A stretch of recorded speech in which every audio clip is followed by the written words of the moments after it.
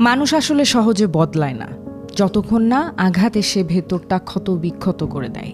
এবং মানুষ ততক্ষণ পর্যন্ত পুরনো অভ্যেসগুলোকে আঁকড়ে ধরে রাখে। যেদিন আঘাত এসে গাছ হয়ে যায়, মানুষ সেদিন থেকে বদলানোর পথ খুঁজতে শুরু করে।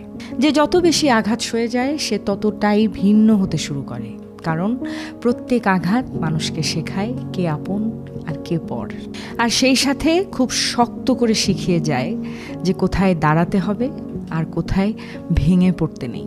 আঘাত মানুষকে শক্ত করে তোলে, আঘাত শেখায় বাঁচতে, শির দ্বারা সোজা করে বাঁচতে। তাই তো অনেক সময় কষ্টকে আশীর্বাদ বলা যায়। আঘাত না পেলে হয়তো বদলে যাওয়া নিজেকে নতুন করে গড়ে তোলা কোনোটাই সম্ভব হতো না। তাই আঘাতকে ঘৃণা নয়, একটা নতুন শুরু হিসেবে গ্রহণ করুন। কারণ আঘাতই শেষ পর্যন্ত মানুষকে তার সত্যিকার রূপে গড়ে তুলতে সাহায্য করে।